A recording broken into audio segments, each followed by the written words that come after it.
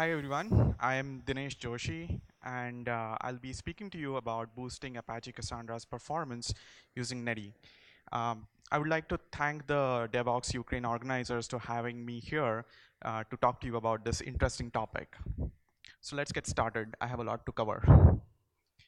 So I'm a senior software engineer. I got my master's in computer science in distributed system from Georgia Tech. And I am an Apache Cassandra contributor with over 30 contributions in Cassandra 4.0. I've been in the industry for about 10 years now, so I have worked in real-time distributed systems for a while. This talk will be a two-part talk. So we'll be talking about a couple things. So first, we'll be talking a little bit about what's new in Cassandra 4.0. Cassandra 4 is the next major release of Apache Cassandra.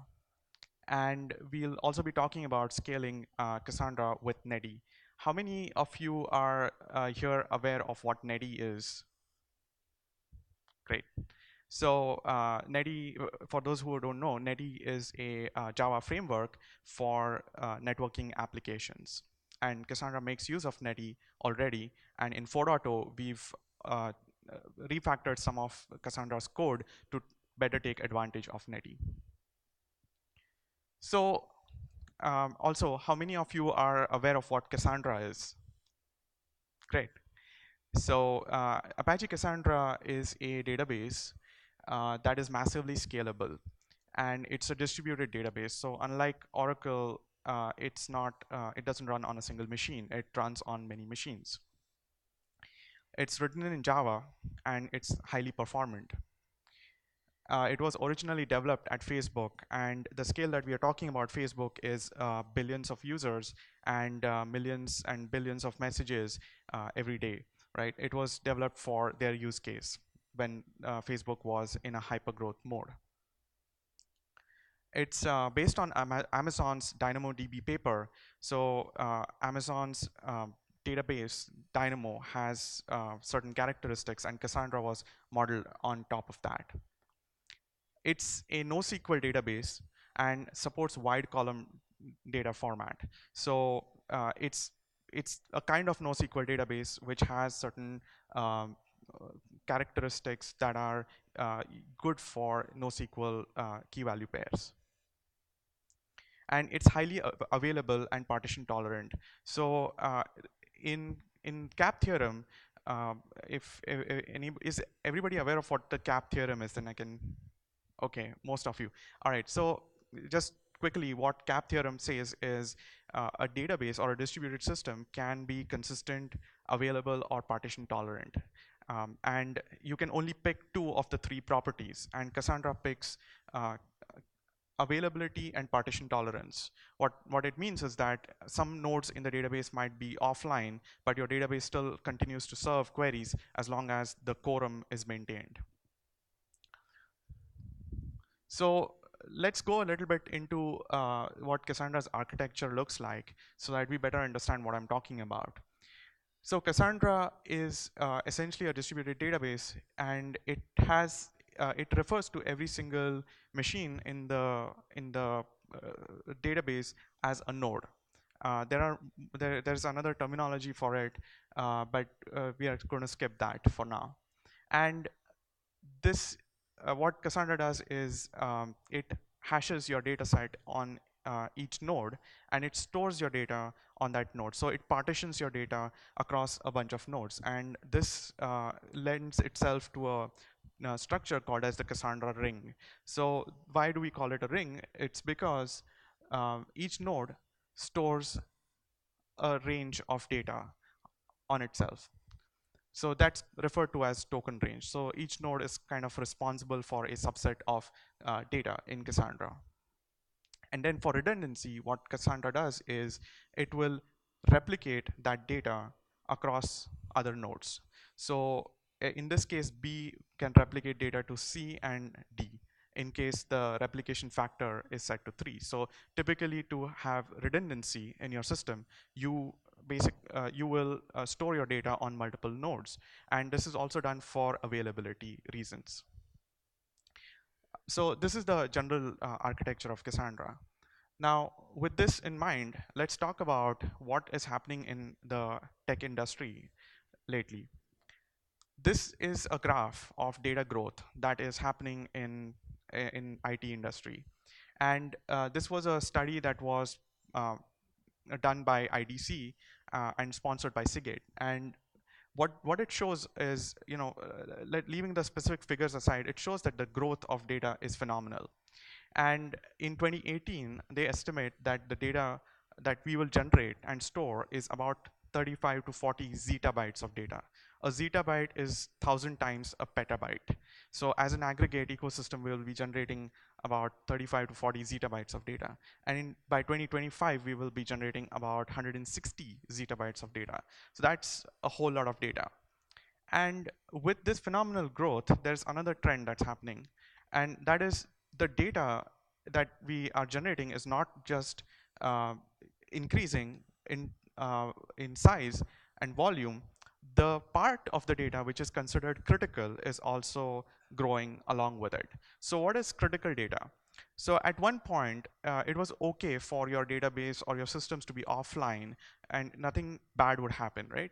But if you take a look at what's happening in today's industry is we have medicine, right? Or in the medical industry, your medical records can never be offline. They always need to be available. Otherwise, your doctors can't get to your medical records.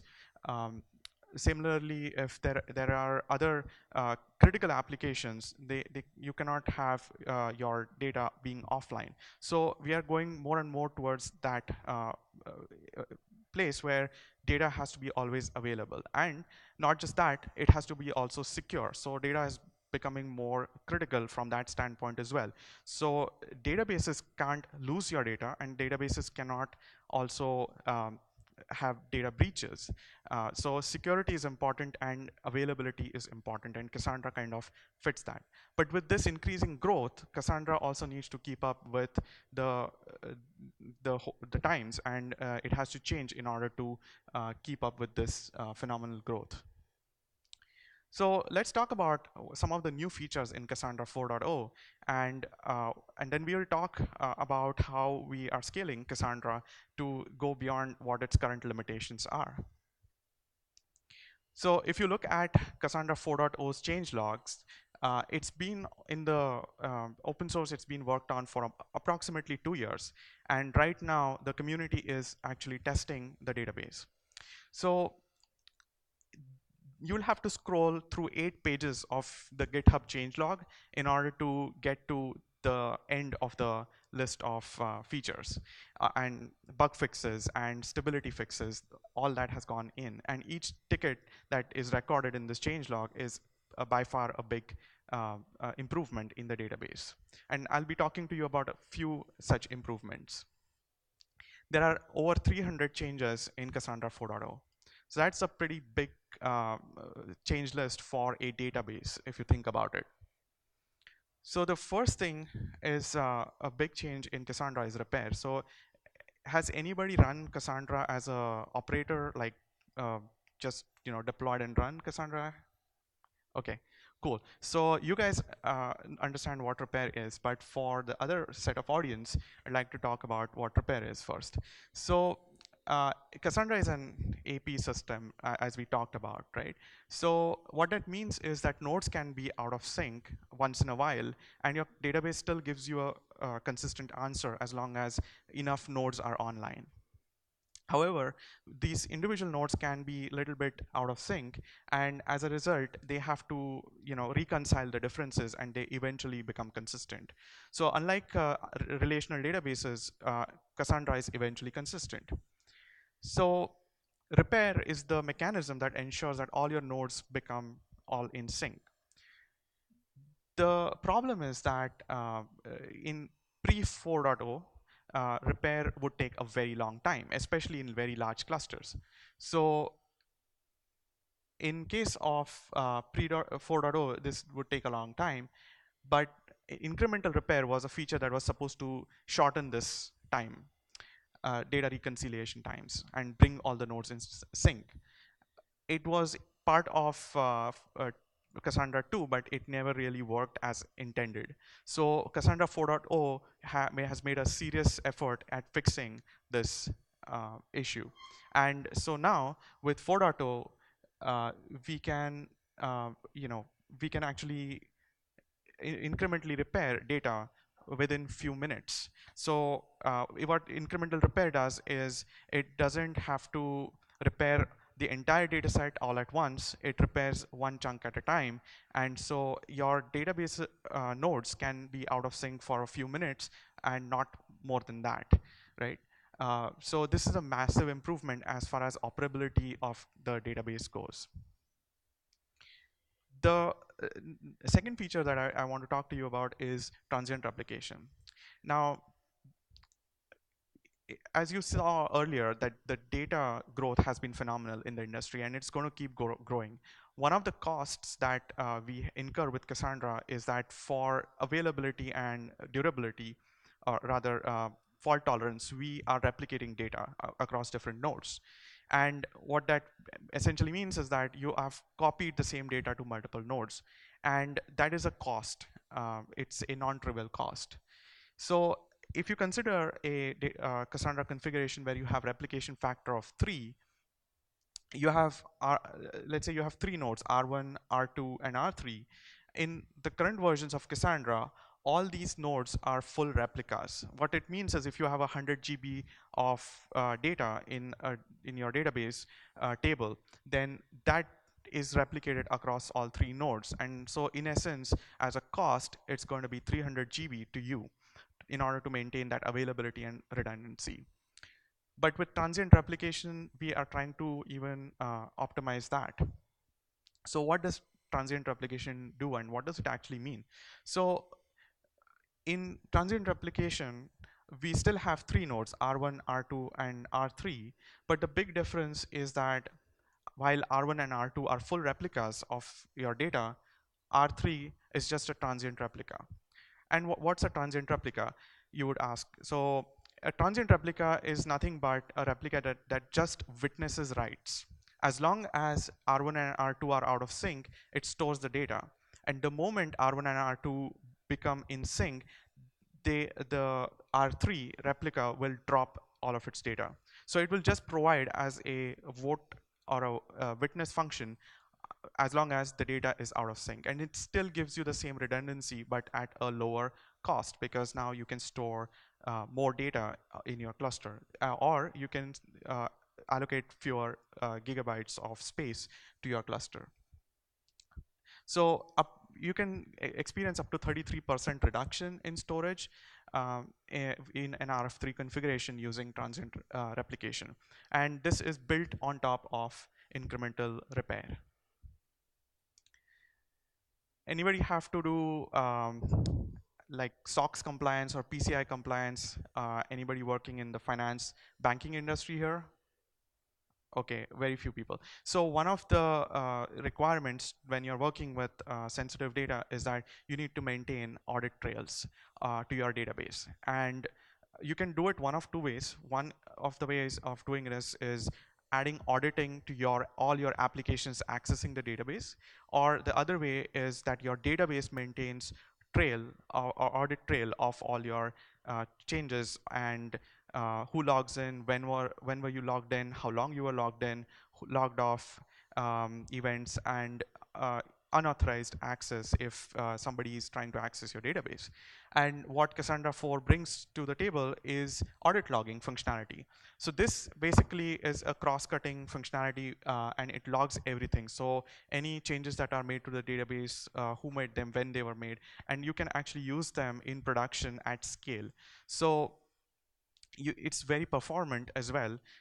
It's not one of those features where you start logging a lot of data and then your database slows down a whole lot. There is actually on the Jira that was used to implement audit logging, I believe they did a performance test, and it has very negligible impact on the performance. It uses binary logging in order to improve the performance, and also helps in compliance for enterprises. So if you're deploying Cassandra and you also need to do SOX or PCI compliance or any sort of compliance, then you can turn on this functionality, and it actually will help you in doing that. The next feature is virtual tables, and this feature is not very interesting from a developer standpoint. It's more interesting from a operator standpoint. So one of the issues that you have to deal with when we are running Cassandra is you have to access some of the data over CQL interface, which is the native interface that Cassandra comes with. And then if you want to access some diagnostic information, you have to go through Node tool and JMX. And that's a big problem for users, so or developers and operators. So virtual tables introduces a new mechanism which goes over CQL, and it's basically a table, a SQL table that's backed by an API. So the normal way of accessing data is through the disk, whereas this adds a in-memory API kind of a feature, so that you still get a SQL interface, but that table doesn't exist on disk. So it's queried through SQL, and that gets you out of JMX. And why is this important is because JMX is a big hole, a security hole. And if you have JMX open on your JVMs, then you might end up getting hacked. So the word of the wisdom is to not have JMX open on your JVM, at least not remote. So here's an example of virtual tables.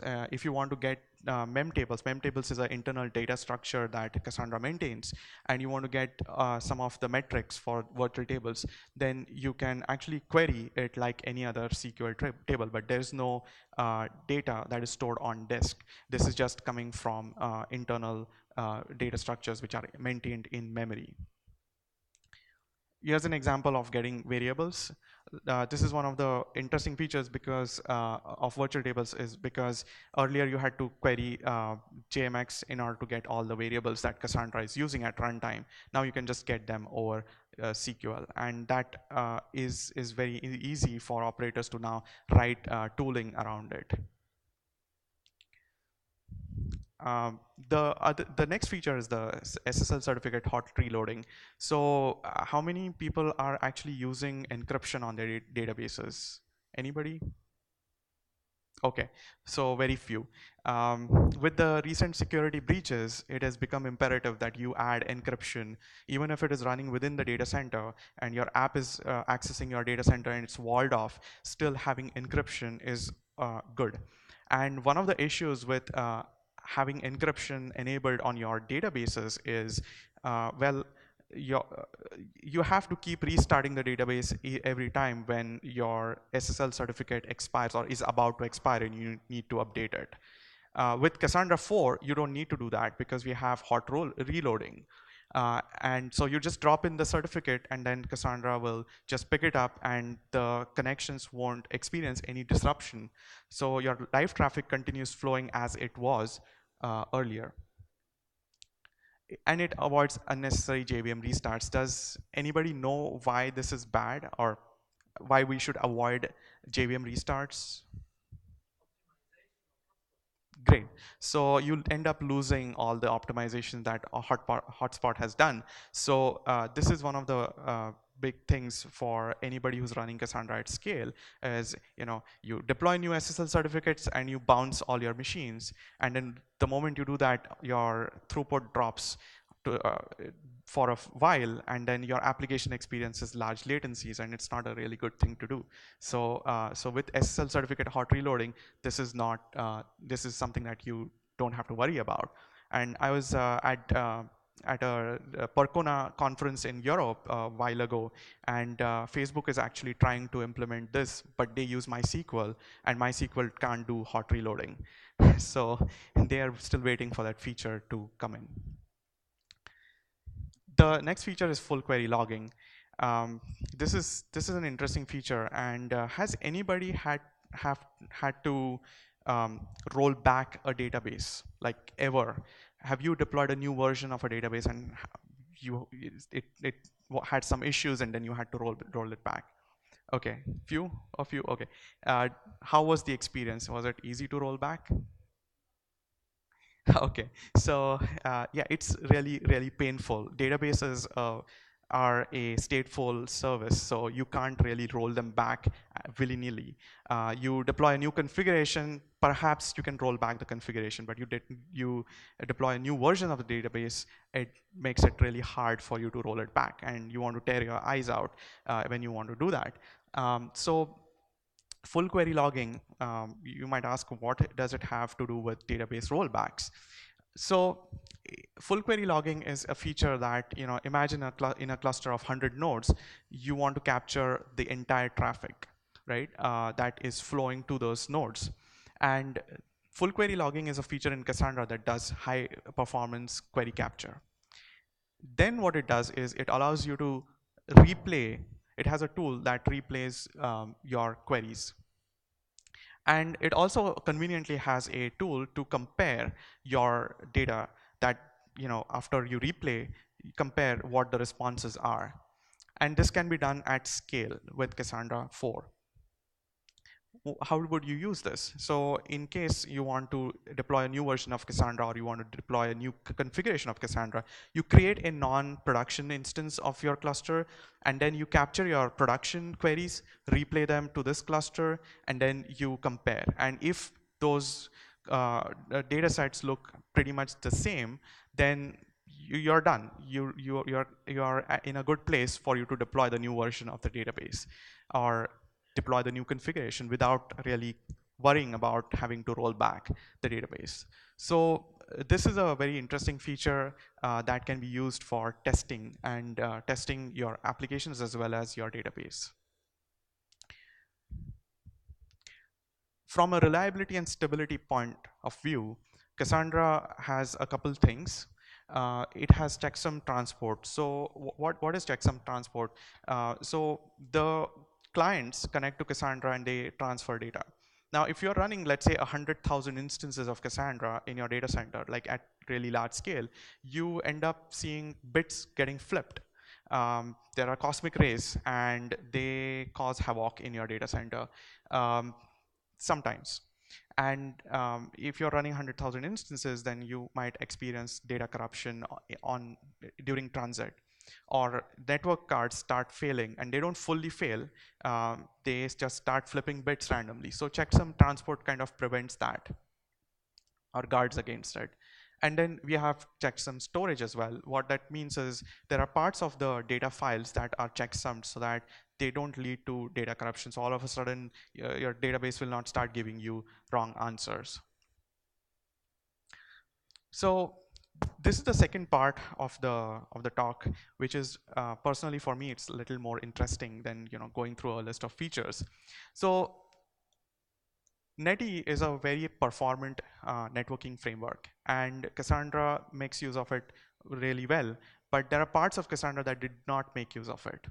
And so one of the things that I start off by saying is, like, in a distributed system, you basically have a situation where as you add more machines to your cluster, you expect your throughput to scale linearly.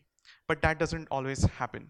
What happens is initially initially it scales linearly, then there is sublinear scaling, and then eventually your cluster stops scaling anymore. So the throughput which you would experience initially is going to scale for a little while, and as you grow to, let's say, 100, 200 nodes, your cluster scales fine. Between 300 to 500 nodes, 800 nodes, your cluster slightly slows down, and eventually it stops scaling. And with Cassandra, this point is kind of at 1,000 nodes, and admittedly not everybody runs 1,000 node cluster, but with the growth in data, you have to assume that you have to run bigger and bigger clusters. So why does this happen? Why does this happen with Cassandra specifically? And the answer, it turns out, is JVM's resources within a Cassandra process. So if you think about the architecture, there are JVMs that are running on all the Cassandra nodes. And let's say you have inside one JVM, you have some finite amount of resources that are available. And part of those resources are taken up by the networking subsystem in Cassandra.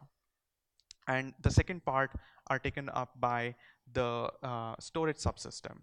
So these subsystems generally coexist pretty well.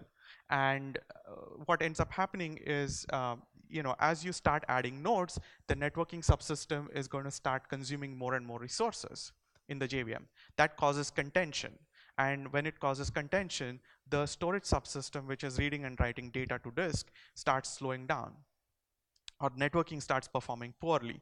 And the aggregate result of this scenario is that your cluster slows down until a point that you can't scale it anymore. Now, this is like the theoretical part, right? So what about the networking subsystem causes this slowdown? So the short answer to this is Cassandra's internode messaging is still blocking I/O. It did not make use of Netty. It was making use of JDK sockets. Although the client-facing part of Cassandra was using Netty, the internode communication was using blocking I/O. So let's say we have a typical server application, and in this server application, you have a server socket and you have an acceptor thread. And this thread is basically, all it's doing is when a connection comes in, it's going to accept the connection, and then it hands off the connection to a thread. And this thread is doing nothing but it's sitting and it's reading and writing bytes and waiting on the socket to give it data. This is fine for a small number of connections, but as you add more connections to your JVM, it starts slowing down, because now every connection that you accept on your server has a thread that is allocated, and that thread cannot do anything except service that connection. So if you have a large number of idle connections, now those threads become a bottleneck. So that's generally what blocking I/O does to your application, and Cassandra makes use of blocking I/O, or used to make use of blocking I/O pre 4.0. And um, the general wisdom is that, okay, so you have like a few hundred threads running, right? How expensive are they, or blocking I/O, why is it so expensive? But there are real costs involved in doing this kind of networking. The number of threads is an issue, right? Context switches add up. Like the cost to actually context switch between two threads is non-trivial. And there is thread signaling costs. There is memory pressure. There is synchronization cost. Like if you want to obtain a lock, now the contention on 1,000 threads obtaining the same lock is extremely high. And although Java has very performant locking and all those semantics, it's very expensive when you are running 1,000 threads. And the number of sockets is a minor cost, but it is still a cost nevertheless. So these are the costs, and just to emphasize how expensive threads can be, this is just a infographic that I found on the internet. And what this says is basically these are the various instructions that the CPU executes, and the cost in terms of the number of CPU cycles it takes to actually execute that instruction. And at the very top, you'll see that these are add and or instructions, which are very simple instructions, and they take like one CPU cycle or less than a CPU cycle. And at the very bottom, you see this large bar. This is logarithmic scale, it's not linear scale. So this large bar is thread signaling cost, or thread context switch cost. So I'm not sure if you guys can read the figure, but it says 10,000 to 1,000,000 instructions. You can take up to 1,000,000 instructions to actually, switch between two threads. So thread context switching is not cheap. And when you have 1,000 threads, context switching constantly inside your JVM, this cost is a non-trivial cost. Now let's look at what Cassandra's internode messaging actually looks like internally. And pre 4.0, the internode messaging looked like basically had a thread per connection model. it maintains 4 to 6 connections per peer, and peer here refers to a remote node that it has to talk to. So given Cassandra's model, right, each node can act as a coordinator, which means it can basically take a user's query and it can route that query to the appropriate node. So each node can answer the query for any node in the cluster. It just has to proxy the connection, get the data, and then send it back to the user. So what it means is that each node has to maintain a connection to every other node in the cluster in order to make this happen, which is where it gets its reliability and availability properties. And it has to maintain 4 to 6 connections per peer. This is something that was designed a long time ago. So if you consider a 1,000 node cluster, now you all of a sudden you have 4,000 to 6,000 threads in each JVM that are, just hanging around doing nothing but, servicing IO events, which is a very expensive cost if you think about it. And on top of this, there are something called as streaming connections, which is to exchange large quantities of data between nodes. And these are established on demand, but these are still a cost nevertheless. In Cassandra 4.0, this changes with Netty. So with Netty, we are using async IO.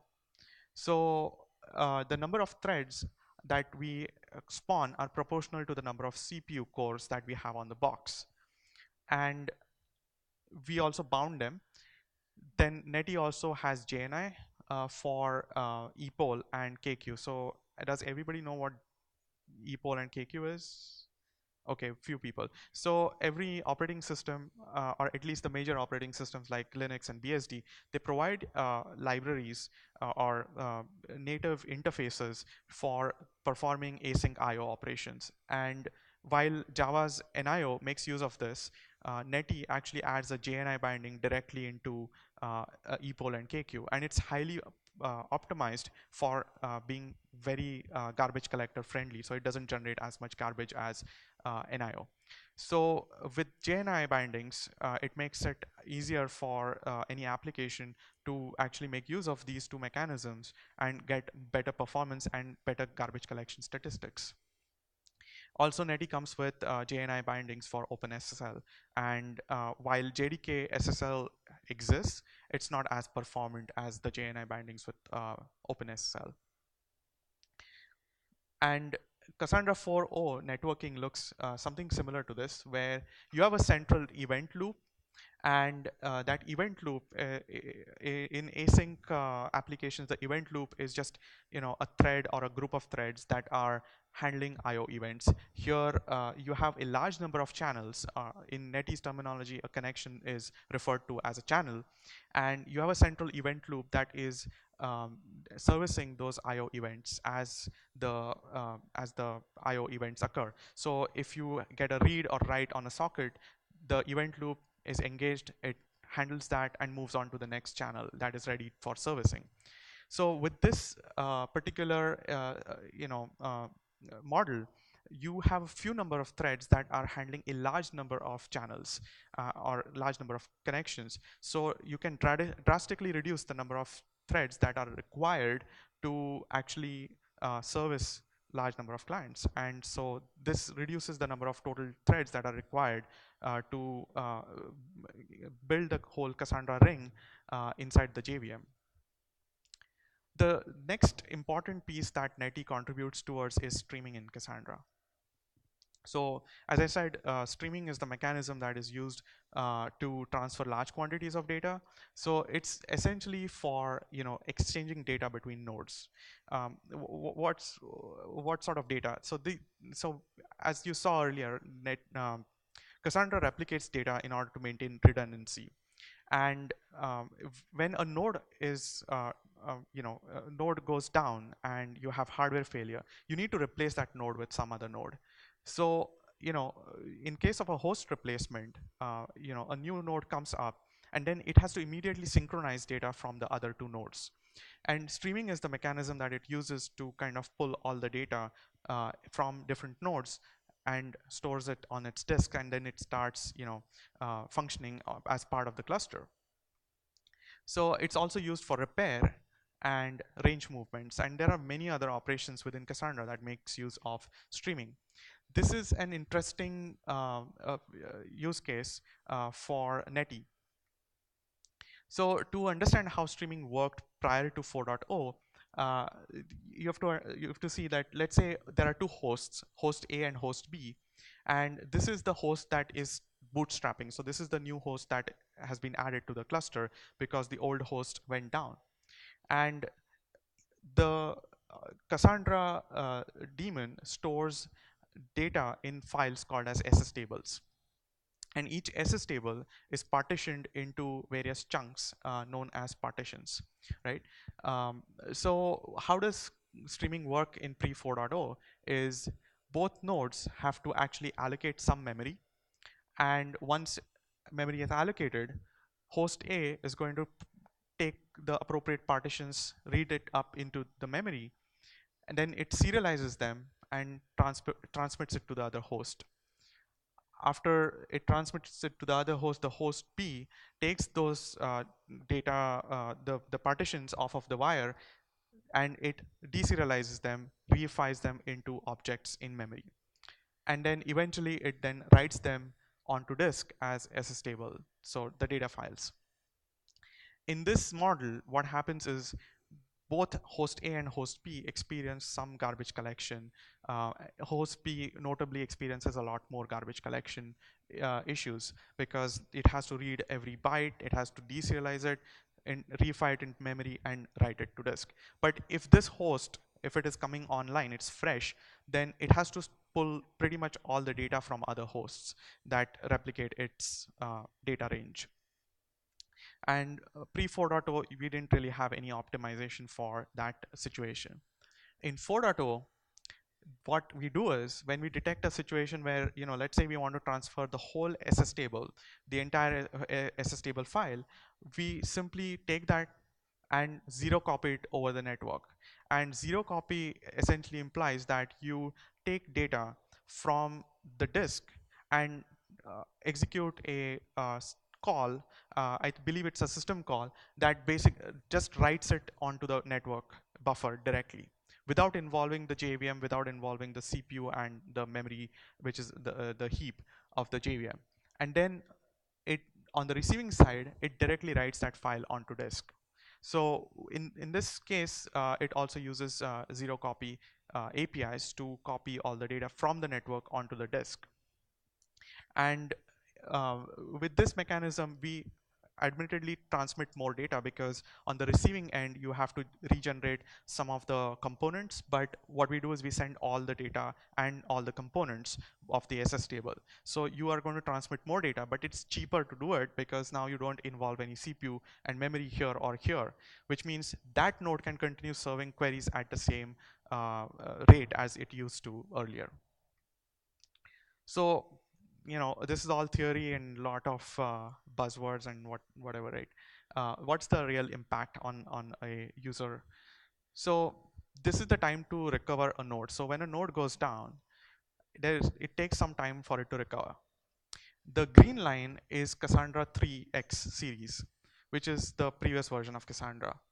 And the blue line is the trunk. And on the y-axis, it's measuring the number of minutes it takes to actually recover that node, which means it has to transmit all the data to this node, and the node has to become ready to serve requests. And Cassandra 3 takes about 2 hours on a i3-2XL AWS node, whereas Cassandra 4 trunk, the most recent version of the trunk, takes about 20-25 minutes, which is approximately a 5 to 6x improvement. And it's very consistent across different AWS instances. So this is 8XL, 4XL.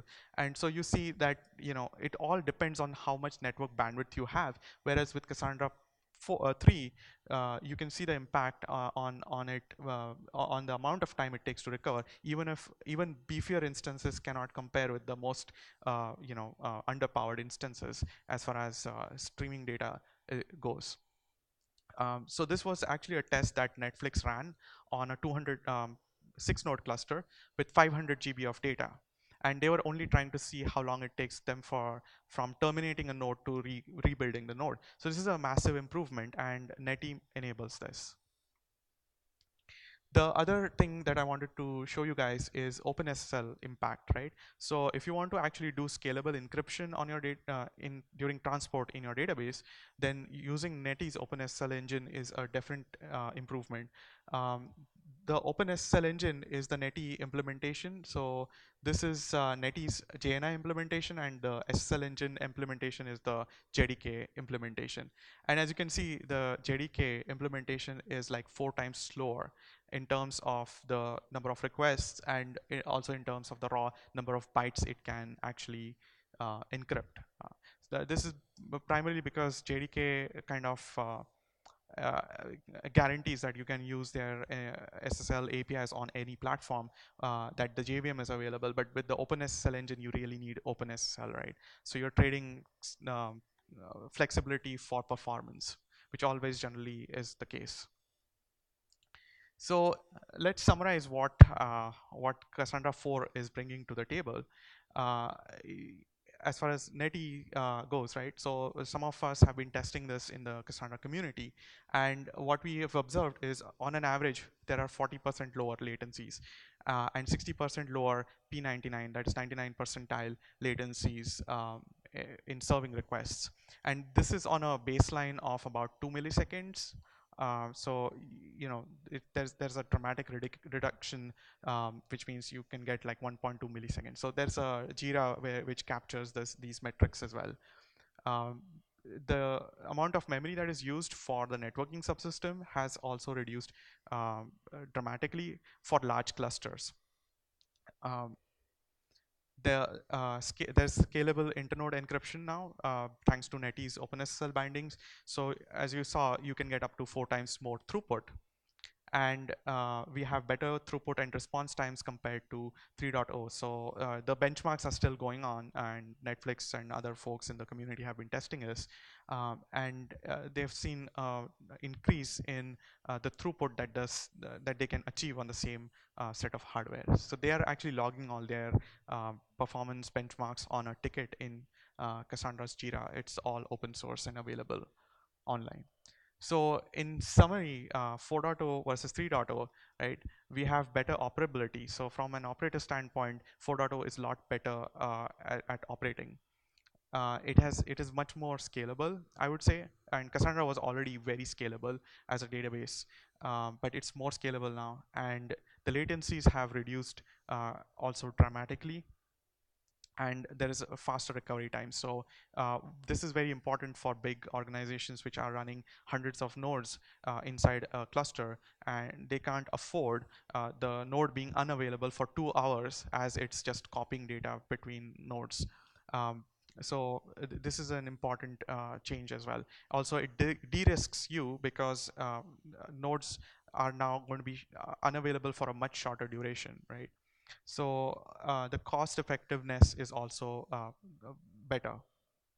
So that's pretty much it. I'm open for questions if you guys have any. Yeah.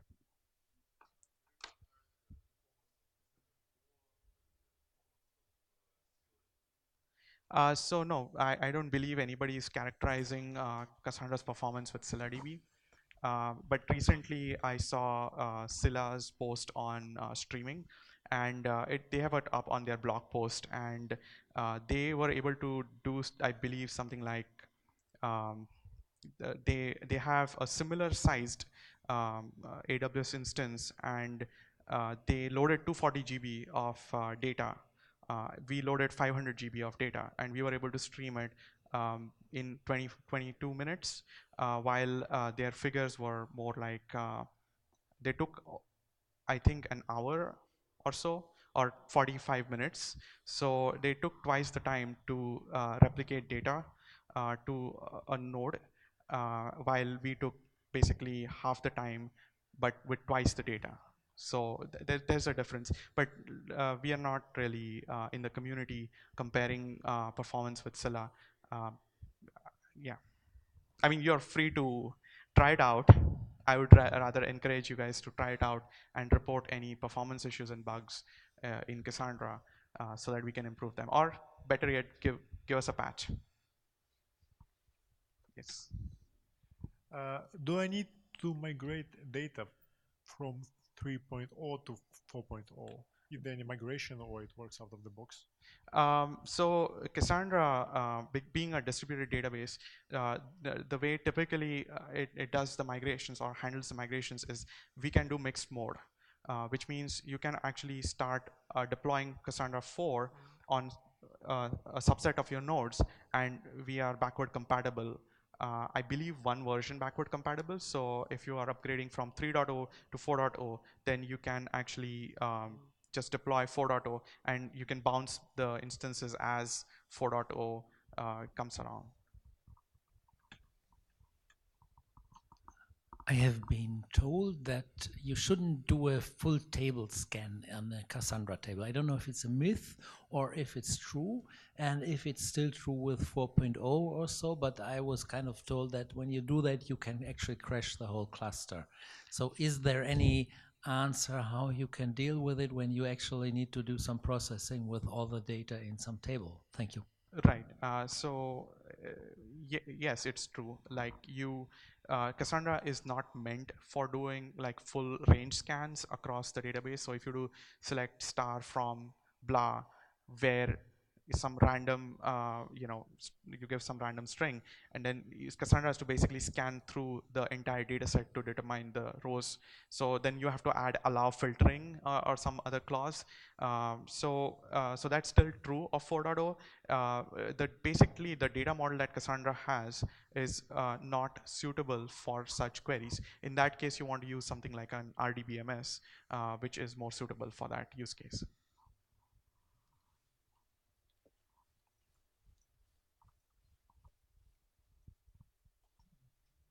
Thank you. Thanks for the talk. First of all, my question is about the audit log feature. I didn't know about this, but I'm asking myself if I have a full audit log now about all the data changes I have, why do I still need to store the data, right? And the second question I have is, where do you store this audit log? Because it's getting huge, I guess. Okay, so yes, so good question. So if I understand this correctly, like the first part of the question was, if I'm storing a full audit log of all the changes, then why do I need to store data? Exactly. Okay, so the audit log doesn't like the intent is different. The format in which it stores is very different. It's meant to store it chronicles the changes that the database has experienced or that particular node has experienced whenever there has been any changes or some certain events, and you can turn auditing on for everything, including changes, I believe, for every row. But the intent is not to replace Cassandra's storage engine. It's just to capture the auditing entries for any unauthorized access or certain sensitive tables, right, or schemas. And so yeah, you can in theory think about replacing it, but Cassandra stores many other data structures on disk for making lookups very quick, and that's not the intent of the audit log. And the second part of your question was where to store the audit. Where do you store it? So it's actually stored on the node itself, and the way I believe we ensure that you don't like run out of space or something is you can bound it to a specific size. So much like if you've used CDC, right?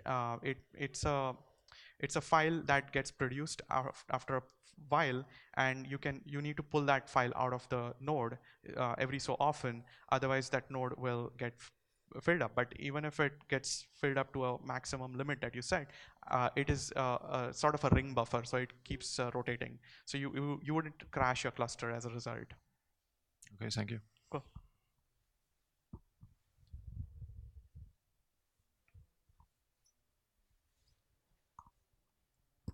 You said that you do a log of the queries, and with that you can play back the queries to create a clone of your database, for example. I have a question of this because you have like clusters, so the queries happen in different nodes, different times and whatever. So when you replay the whole thing, the timing behavior is not the same. So Correct. it might be a different result in the end. Thank you. So you're right about that. So let's say if you're a database and you basically have a snapshot in time, right? And when you run these queries, you get some results back. And if you have the same data on another cluster, and that with that same snapshot, then you would expect the same results back, right? If your database is fast moving and changing very quickly, then you wouldn't experience the same results.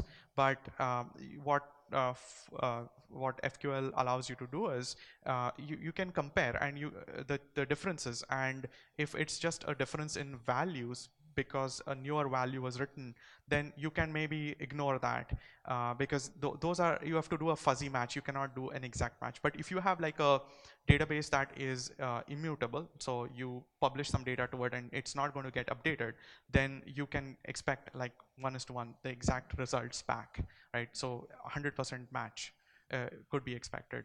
So you will have to do something little bit of fuzziness over there. This is a hard problem to solve, but we are at least adding a tool that will help you solve that problem. Cool. Anybody else? Any other questions? Cool. So how many of you are likely to try out Cassandra 4?